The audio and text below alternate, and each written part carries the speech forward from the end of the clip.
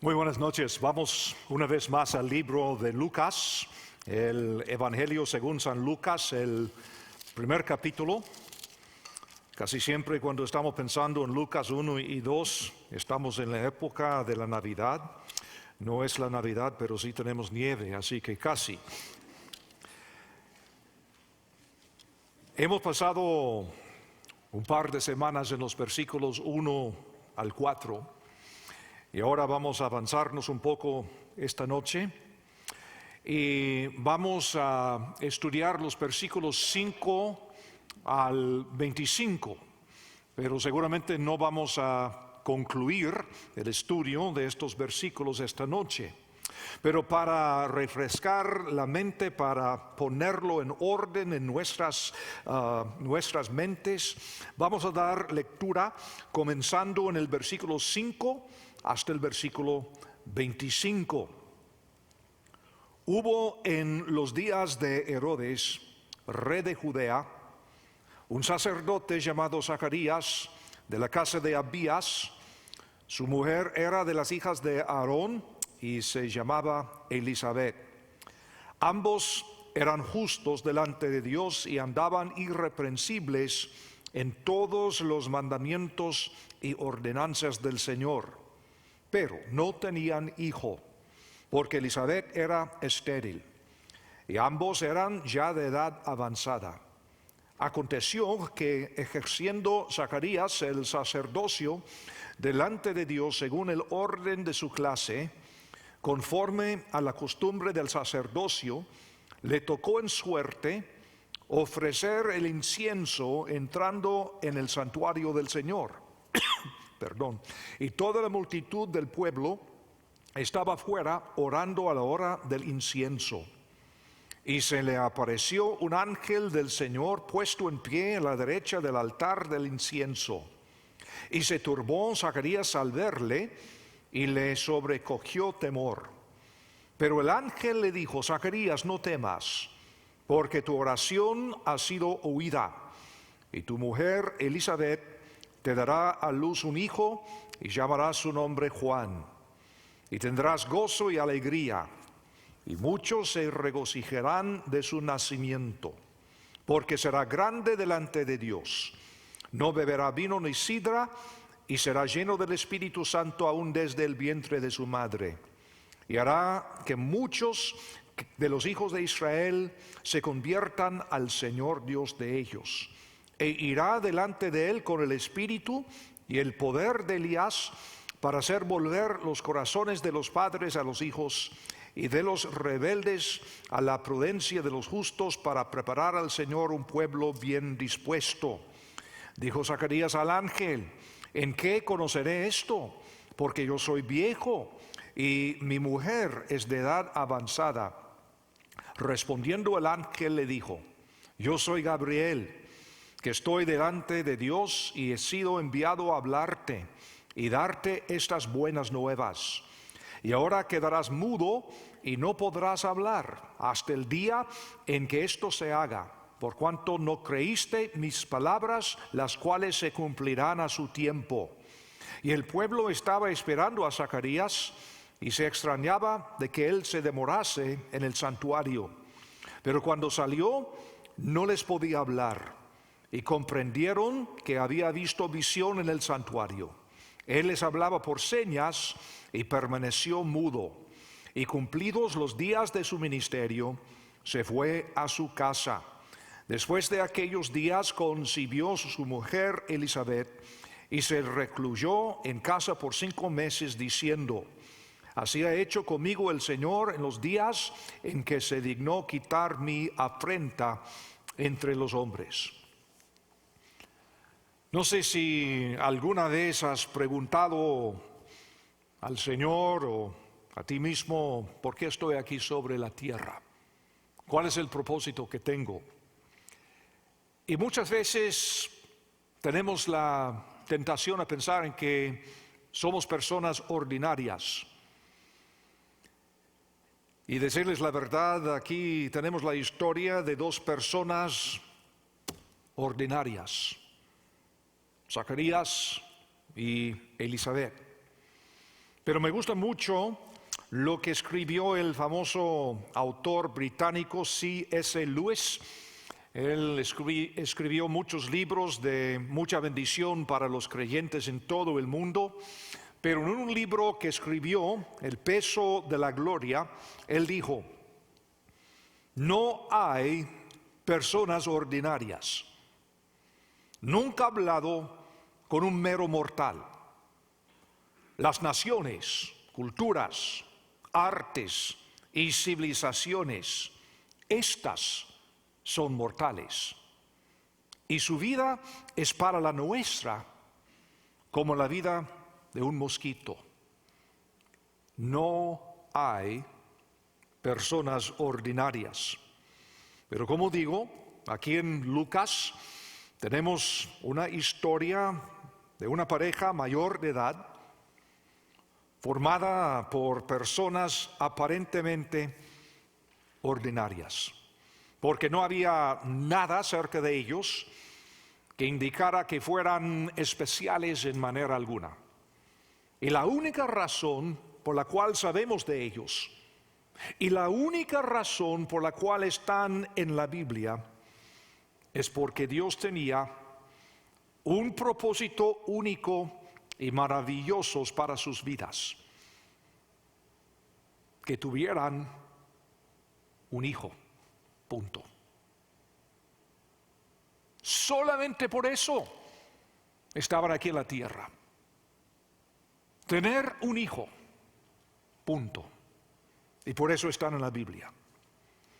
Y qué cosa que Dios esperó intencionadamente a que sus vidas casi hubieran terminado antes de permitirles descubrir su verdadero propósito. Han pasado casi todas sus vidas sin entender totalmente cuál fue su propósito en la vida. Entonces, ¿cuál es el punto de este pasaje que hemos leído del versículo 5 al 25? El punto principal de esta historia es simplemente contarnos el nacimiento de Juan el Bautista y comprender su ministerio de preparación del camino para el Mesías. En Lucas 1:17, este verso que dice, e irá delante de él con el espíritu y el poder de Elías, para hacer volver los corazones de los padres a los hijos y de los rebeldes a la prudencia de los justos, para preparar al Señor un pueblo bien dispuesto. Y si esto nos parece familiar, vamos a buscar Malaquías, el último libro del Antiguo Testamento, el capítulo 4. Y en los versículos 5 y 6 podemos entender claramente que estas palabras que Lucas está escribiendo son no las palabras de él, sino las palabras de Malaquías de 4 siglos atrás. Porque él es que escribió aquí en Malaquías 4:5, he aquí yo os envío el profeta Elías antes que venga el día de Jehová grande y terrible. Él hará volver el corazón de los padres hacia los hijos y el corazón de los hijos hacia los padres, no sea que yo venga y hiera la tierra con maldición.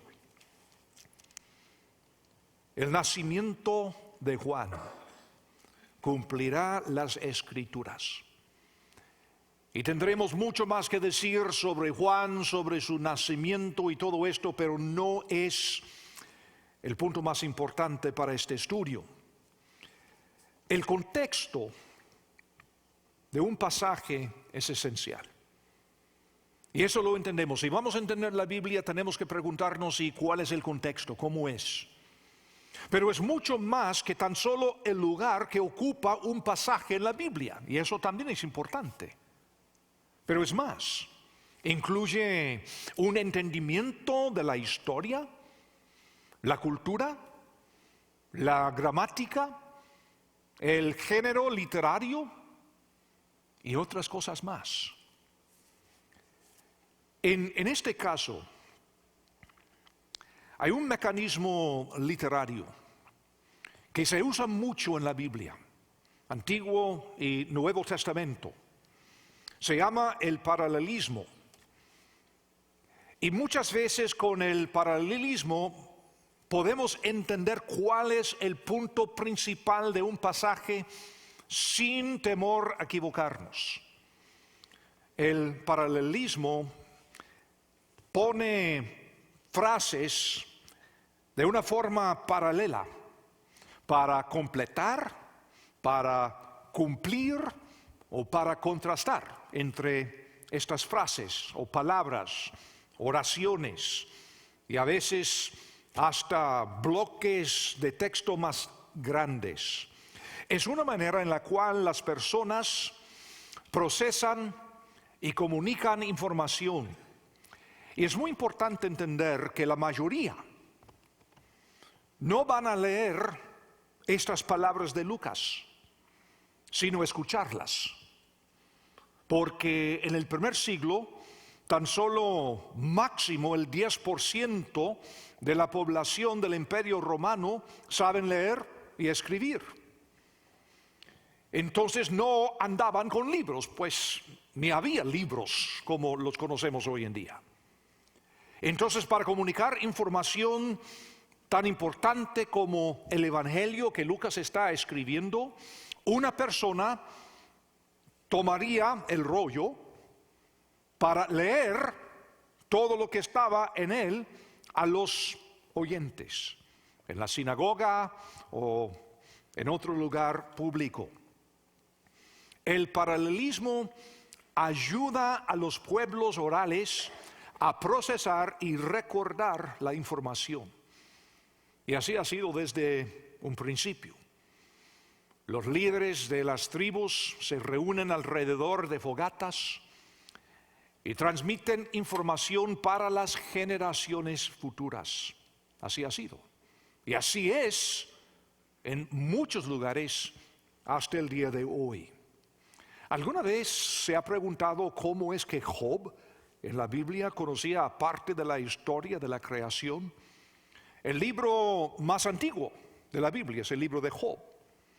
Pero Job nos da más información sobre la creación que el mismo libro de Génesis, mucho más.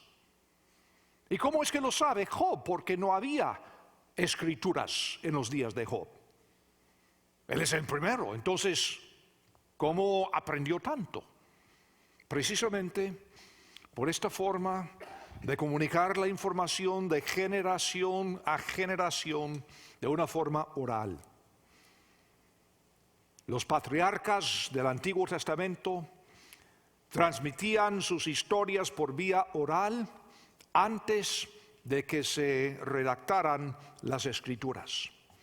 Y una parte de esta historia, del versículo 5 hasta el versículo 20, tiene una forma paralela, una estructura paralela.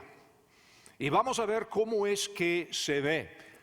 Vamos a ver si ahí está, para que puedan ver cómo es que todo en este pasaje que hemos leído tiene esta estructura paralela. Ahora, los estudiosos llaman esta forma paralelismo kaiástico, de la letra griega kai, que tiene forma de X para nosotros. Uno puede ver la forma de X como media X. Pero noten las frases paralelas. Versículo 5, hay un tiempo, hay días establecidos. Hubo en los días de Herodes, rey de Judea. Es un tiempo específico. No es algo general, es algo muy específico. Un tiempo determinado. Y entonces al final del pasaje, también otra fecha, otro día, otro tiempo bien marcado, bien establecido, en versículo 20, cuando dice, y ahora quedarás mudo y no podrás hablar hasta el día en que esto se haga. Entonces, comenzando con un tiempo específico, terminando con un tiempo específico, y luego en versículo 6 dice, ambos, Elisabet y Zacarías, eran justos delante de Dios y andaban irreprensibles en todos los mandamientos y ordenanzas del Señor.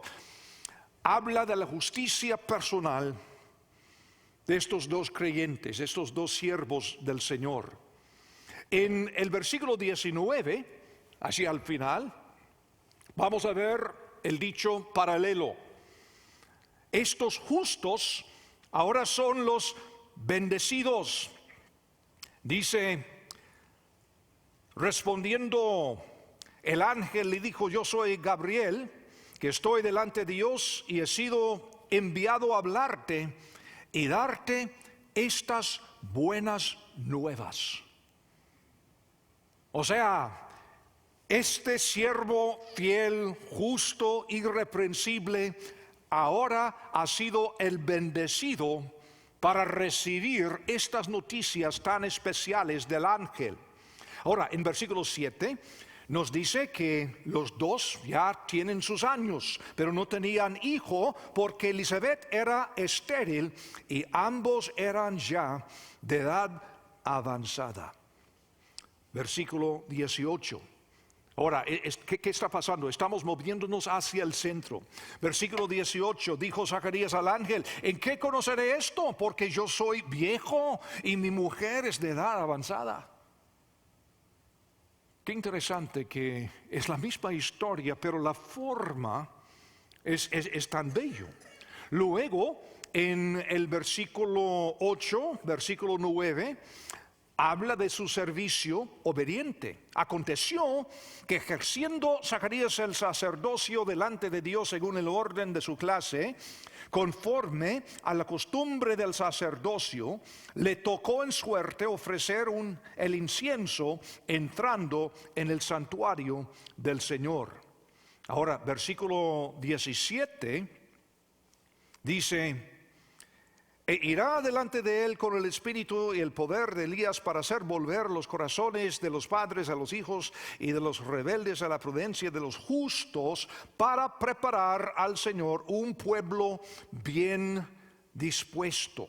Es decir, en un lado podemos ver el servicio obediente de estos padres y el resultado del nacimiento de su hijo será un pueblo obediente, el servicio fiel del pueblo. En versículo 10 tiene que ver con multitudes, y toda la multitud del pueblo estaba fuera orando a la hora del incienso en el templo, es decir. Y en versículo 16 todo esto tiene que ver también con una multitud, y hará que muchos de los hijos de Israel se conviertan al Señor Dios de ellos. Multitudes, multitudes. Versículo 11.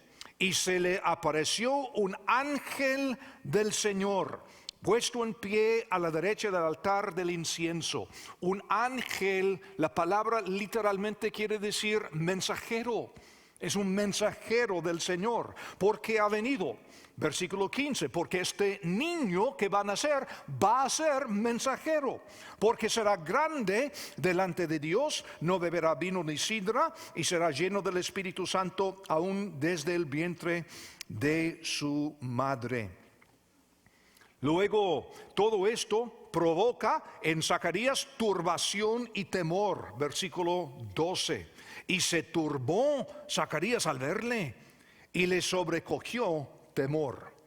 Y ahora en el versículo 14 podemos ver que este temor y turbación se convierten en gozo y alegría. Y tendrás gozo y alegría, y muchos se regocijarán de su nacimiento. Ahora, todo esto es para llegar al versículo 13. Ahora, por supuesto, en el primer siglo no había versos. Esos fueron agregados siglos después. O sea, solamente el texto.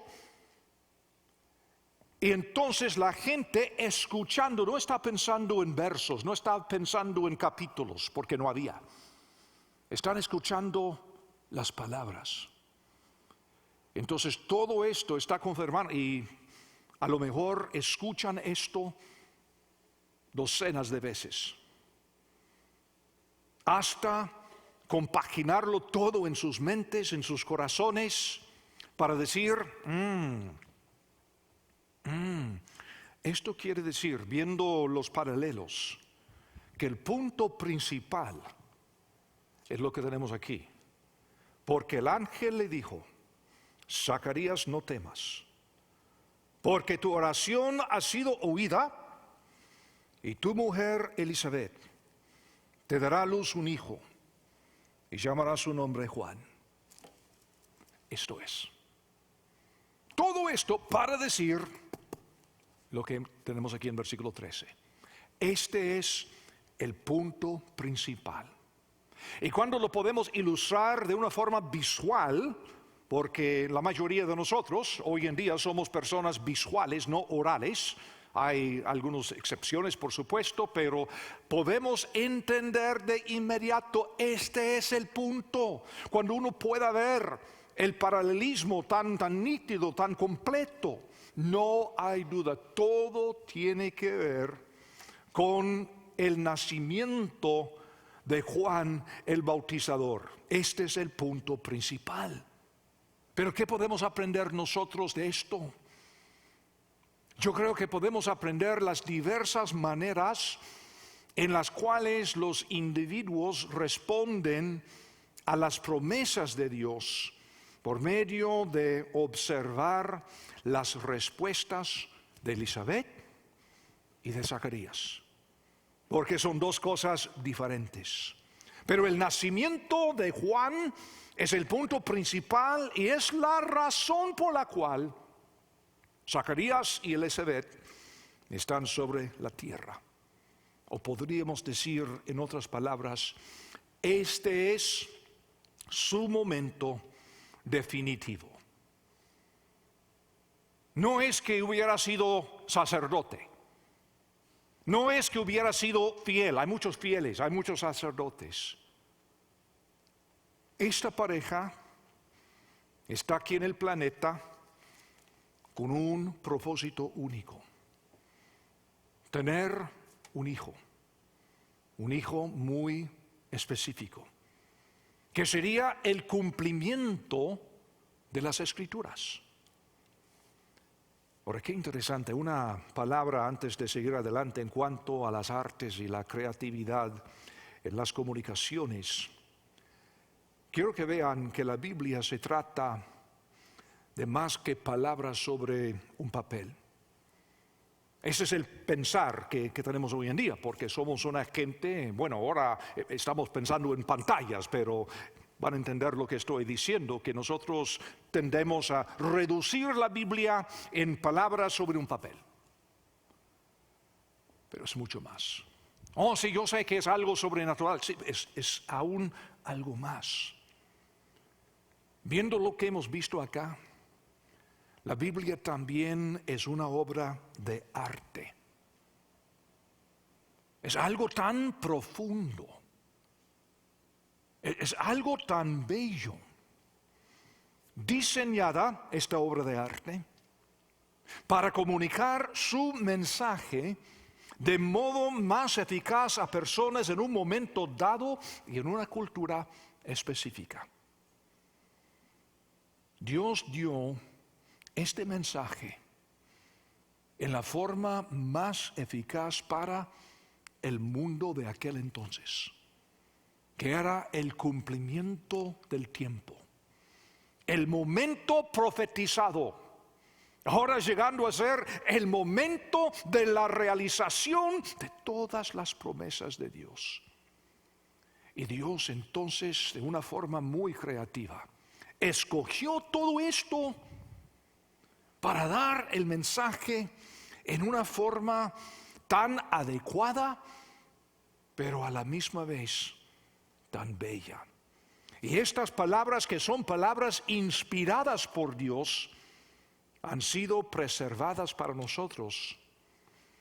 Pero les digo lo que necesitamos hoy en día: personas creativas para ayudarnos en comunicar el mismo mensaje de una forma eficaz para el día de hoy. Porque les digo algo, ustedes que tienen sus añitos, nosotros pensamos de una forma y nuestros niños y nietos piensan de otra forma.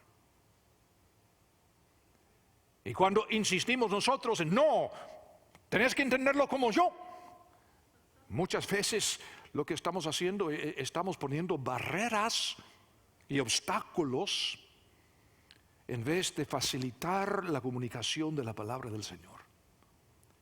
Y por eso siempre necesitamos de personas en la iglesia de Cristo, personas creativas que puedan usar la literatura, las artes, la música, la danza, lo que fuera, para comunicar la palabra del Señor, el mismo mensaje, las mismas palabras, de una forma apta para el momento.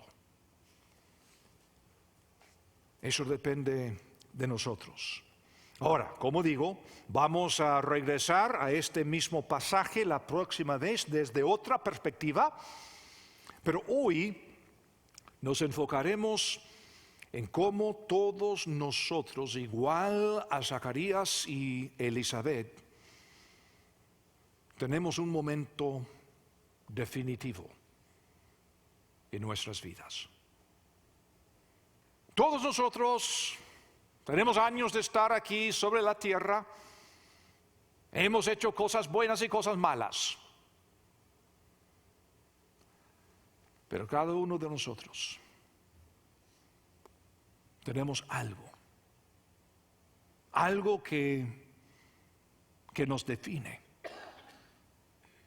Cada uno de nosotros, igual a esta pareja, tenemos un momento definitivo. ¿Por qué estamos aquí? En el caso de Noé, Noé era ya viejo cuando obedeció a Dios para construir un arca. ¿Pensamos en Noé? ¿En qué pensamos? Arca, diluvio. El tipo ya tenía cientos de años. A lo mejor escribió libros o estaba en el cine o estrella de televisión. ¿Qué sabemos nosotros? Porque no sabemos nada. Pero pensamos en Noé, pensamos en el arca, pensamos en el diluvio. Aunque hubiera hecho tantas cosas. Pero pensamos en su momento definitivo. Abraham era un idólatra, viviendo en lo que llamamos hoy en día Irak, cuando Dios le llama para formar un grupo étnico que conocemos hoy en día como los judíos, los hebreos. Él también seguramente hizo muchas cosas en su vida. Pero cuando pensamos en Abraham, ¿pensamos en qué? Él es el fundador de la raza hebrea. Su momento definitivo. Juan el Bautizador nació. ¿Para qué? Para tener hijos, ¿quién sabe? Para escribir un libro, creo que no. Si escribió un libro, no lo tenemos. Para hacer esto, para pintar cuadros, posiblemente, pero quién sabe. No, Juan el Bautizador nació para un momento definitivo. Para decir, Él es el Mesías. Punto. Por eso estaba aquí. Jesús mismo hizo tantas maravillas y milagros y todo esto, pero su momento definitivo fue cuando Él murió en nuestro lugar. Y 3 días después resucitó. Momento definitivo. ¿Cuál es el mío? ¿Cuál es el tuyo? 100 años después, 200 años después, nuestros nietos, bisnietos, bisnietos, bisnietos, cenando hablando y sale mi nombre, el tuyo, ¿en qué van a pensar? ¿Van a hacer una lista de todo lo que uno hizo en la vida? No. A lo mejor en unas pocas palabras van a resumir lo que hemos sido. Nada más.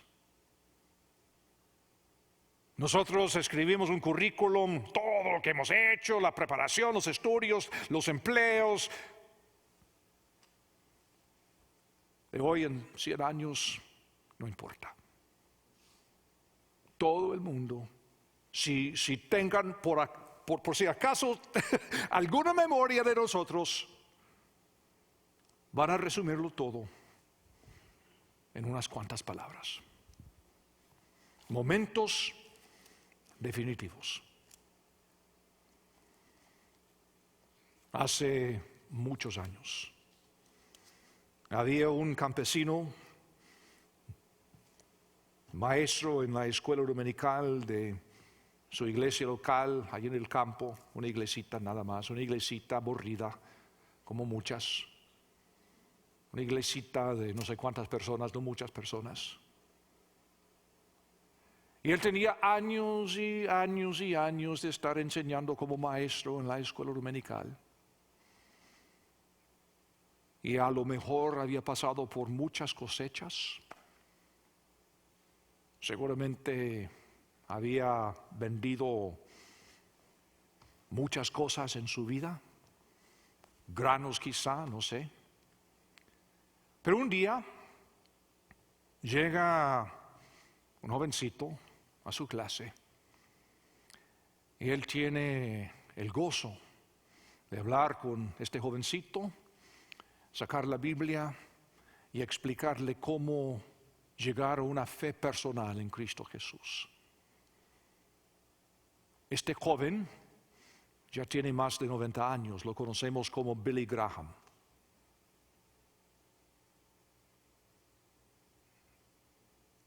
Momento definitivo. Imagínate. No pasa nada, ya tengo 20 años de estar enseñando en la misma clase en la escuela dominical. Niños vienen, niños van. Tan solo necesitamos un Billy Graham para decir de la vida valió la pena. Solo eso. Momento definitivo. Viviendo toda una vida para un solo instante. En versículo 5 dice, hubo en los días de Herodes, rey de Judea, un sacerdote llamado Zacarías de la casa de Abías o de la clase de Abías. Su mujer era de las hijas de Aarón y se llamaba Elisabet. Lucas vincula su narración con la historia, la materia que aparece en estos primeros 2 capítulos es exclusiva del libro de Lucas y probablemente fue obtenida de entrevistas. Seguramente Lucas pudo entrevistarse con María, la madre de Jesús. Vivía aún cuando Lucas andaba por estas partes. Lucas hubiera hablado con muchos testigos de la vida de Jesús. El Dios único y verdadero es Dios de la historia. Estas son personas reales, no símbolos. Dios no nos pide que volvamos atrás a revivir el pasado. A Dios no le importa que lleguemos a ser como David, Jeremías o Pablo, porque cada uno de nosotros nacimos precisamente para un momento determinado. Y Él ha vinculado su propósito con las realidades del mundo exactamente como existen hoy y en donde estamos. En los días de Herodes, rey de Judea. Herodes era un gobernador provincial brillante, perverso, las dos cosas, un personaje sumamente complejo, Él mandó matar a su propia esposa y 2 de sus 3 hijos, fíjense, para que sepan que es un buen tipo. En un sentido étnico es un idumeo, descendiente de Esaú, hermano de Jacob. En un sentido religioso, su familia se había convertido al judaísmo, así que es judío también. En sentido cultural, era sumamente griego. Él mandó construir estructuras de alcance épico, muchas de las cuales permanecen en pie hasta el día de hoy. Él amplió el templo de una forma increíble. El templo de los judíos en Jerusalén. A veces se llama el templo de Herodes. Fue el mismo templo de los días de Esdras y Nehemías. Pero Herodes hizo una obra para de verdad convertirlo en otro. En un sentido político, él trabajaba para el gobierno romano. Y a propósito, no es el mismo Herodes que vemos durante el ministerio y la crucifixión de Jesús, es otro. Cuando se produce un conflicto entre Marco Antonio y Octavio, Marco Antonio de la historia, no nuestro hermano, que es otro Marco Antonio, pero Octavio es aquel que sería Augusto César. Hubo un conflicto entre ellos. Herodes elige el bando equivocado. Él va con Marco Antonio, quien va a perder. Y cuando él se da cuenta de ello, lo que hace este tipo, él acude directamente a Octavio para decirle: Octavio, mira, tú sabes que yo he sido un amigo fiel de Marco Antonio. Tú necesitas un amigo fiel como yo. Hubiera esperado y lo matan, seguramente. Pero Octavio dijo: tienes razón. Entonces por eso tiene el puesto que tiene aquí en Judea. Del padre de Juan dice que era de la clase de Abdías. ¿Eso qué quiere decir? En aquel entonces había 18,000 sacerdotes judíos. Se dividían en 24 clases. Él es de la clase de Abías. Y 2 veces al año pasan una semana en el templo. Y estando allí, echan suertes para ver a quién le toca ir al interior del templo, porque hay tantos que solamente un puño puede trabajar en el templo. Entonces 2 veces al año suben a Jerusalén, echan suertes a ver quién le toca ir al interior del templo. Y eso solamente es para echar incienso en el fuego, elevar una oración y salir. Todo. Pero hacer esto es una cosa que sucede una vez en la vida. Cuando se le cae la suerte y uno tiene esta oportunidad de entrar en el templo, es la última vez en su vida. Ya se jubiló, ya entró, ya pasó eso. Entonces aquella vez, cuando le toca a Zacarías, él está pensando: este es el momento por el cual nací. Por fin me tocó a mí. Y claro, con 18,000, muy pocos tenían esta oportunidad ni una vez en la vida. Qué tremendo. Pero pensando él, no, esto es. Elizabeth también era del linaje sacerdotal, porque dice que era de las hijas de Aarón. Ahora son gente muy buena. Versículo 6, como vimos, ambos eran justos delante de Dios. Perdón.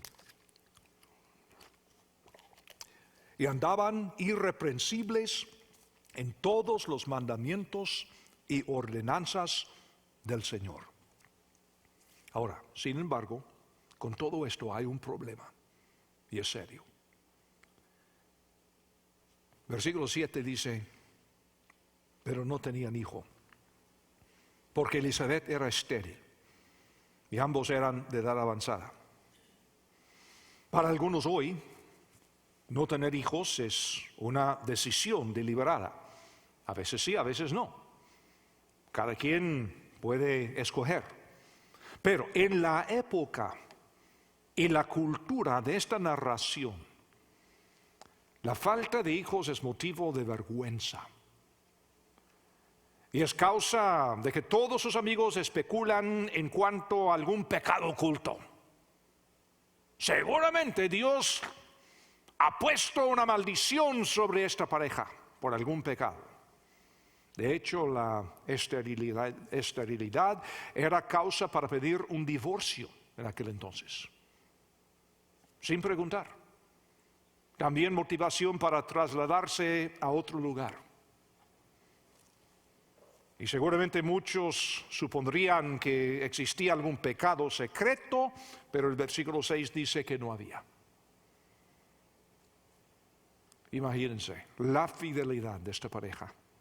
Quedarse donde estaban, aún así, fieles el uno a la otra,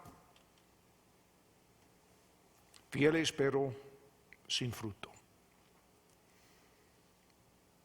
Habían hecho todo conforme a las reglas, pero vivían con un dolor grande y no resuelto toda la vida. No sé, pero posiblemente alguna vez has sentido igual, que la vida te ha pasado de largo.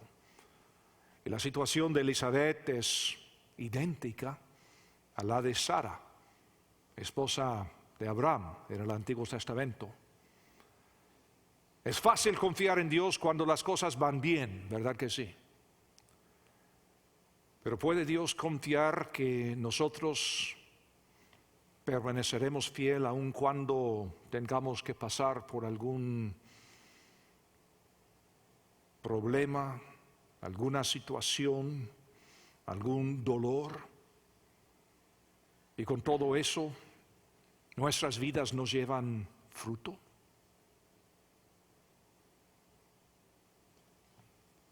Lo que es verdadero siempre es verdadero. Y esta pareja obviamente habían tomado la decisión de vivir según lo que es verdadero. Hoy en día muchas veces personas dicen, bueno, eso es lo que me funciona para mí.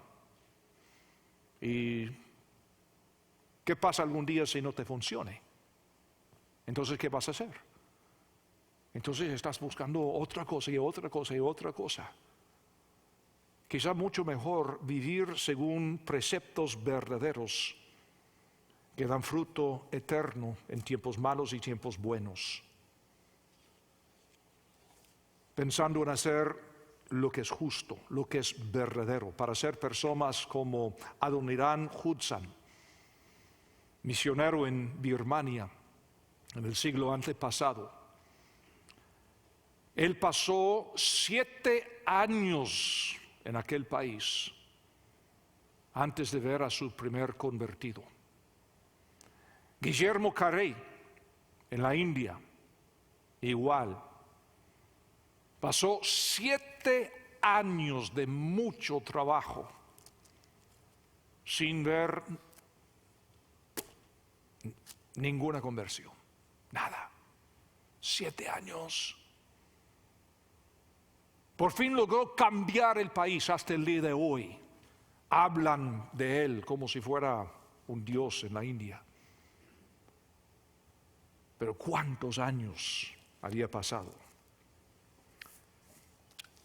Ahora, versículo 8 dice, aconteció que ejerciendo Zacarías el sacerdocio delante de Dios según el orden de su clase, conforme a la costumbre del sacerdocio, le tocó en suerte ofrecer el incienso entrando en el santuario del Señor, y toda la multitud del pueblo estaba fuera orando a la hora del incienso como solían hacer. Y se le apareció un ángel del Señor puesto en pie a la derecha del altar del incienso.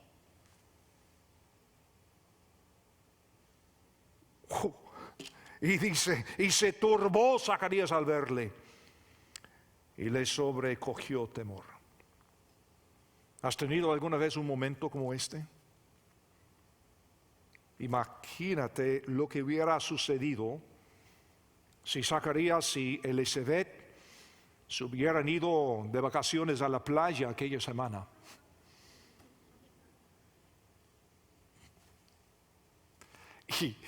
Y esto pasa toda su vida para este momento. Han sido fieles durante décadas para llegar a este momento. Imagínate, nadie ha visto a un ángel por más de 400 años. 4 siglos sin ángel en Israel. Y Zacarías, bueno, es un tipo justo, un tipo fiel, pero francamente no ha hecho nada especial para merecer este evento.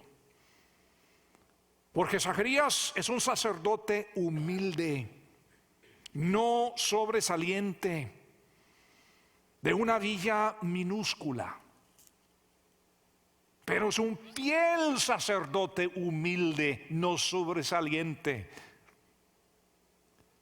Pero no es nada especial. Y cuando llegó el momento definitivo de su vida, estaba disponible. ¿Y qué de nosotros?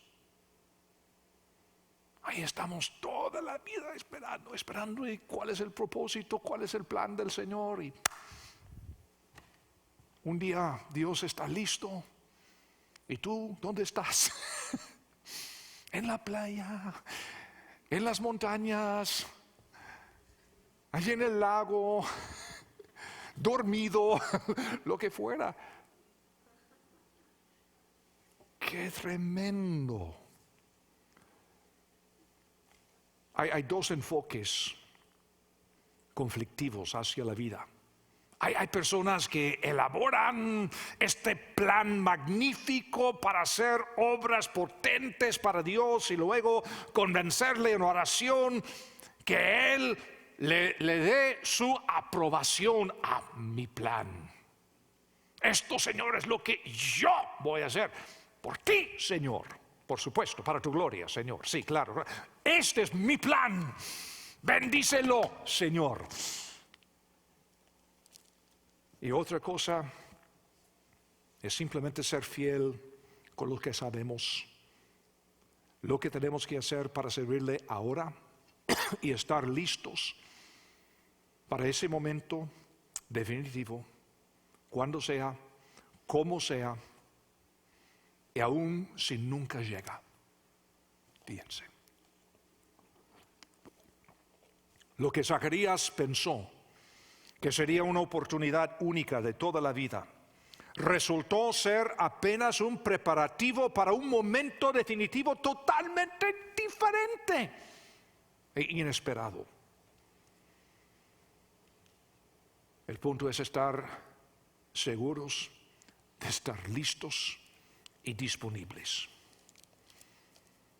¿Por qué escogió Dios aquella zarza particular en el desierto cuando Moisés andaba con los animales de su suegro aquella vez? Si uno conoce la geografía de aquel lugar, hay miles, hasta millones de zarzas iguales.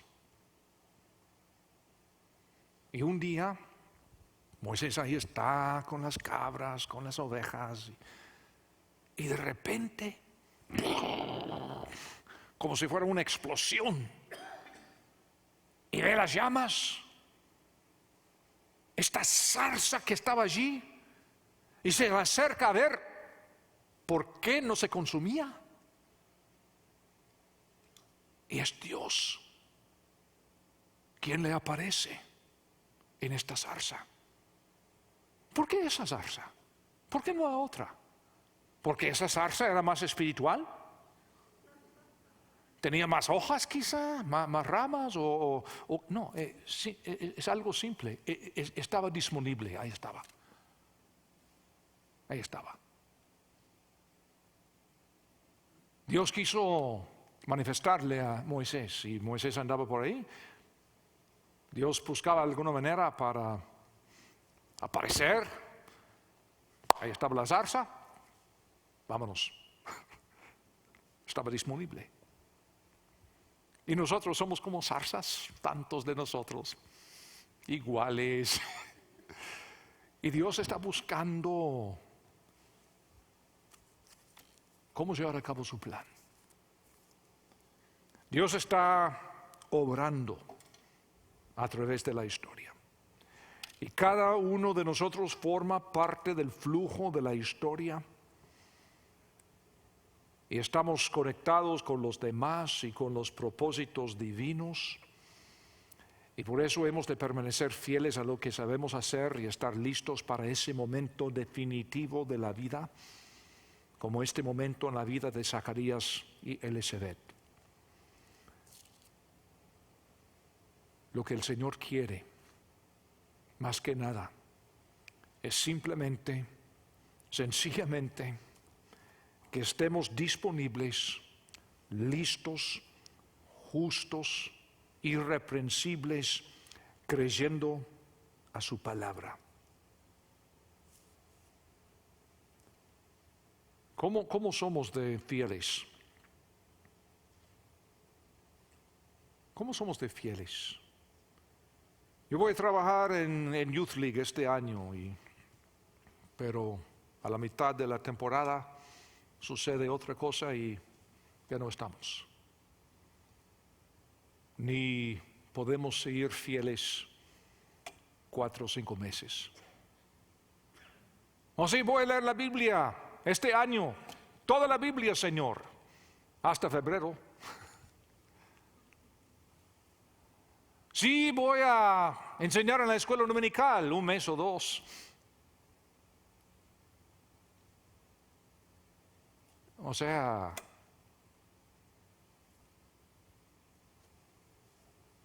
posiblemente por eso muchas personas nunca llegan a encontrar su momento definitivo.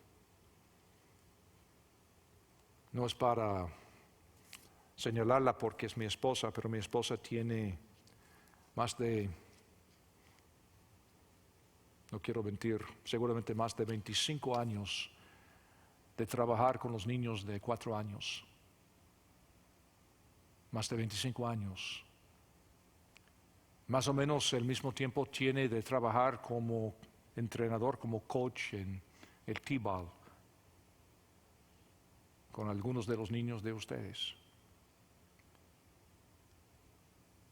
Fiel. Fiel. ¿Ha sido fácil? No. ¿Ha sido ella deprimida muchas veces? Honestamente sí. Pero una cosa ha sido fiel. Y quién sabe, porque a lo mejor aquel tipo que ganó a Billy Graham jamás supo lo que había hecho, porque era hombre de edad avanzada. Gracias al Señor que era fiel.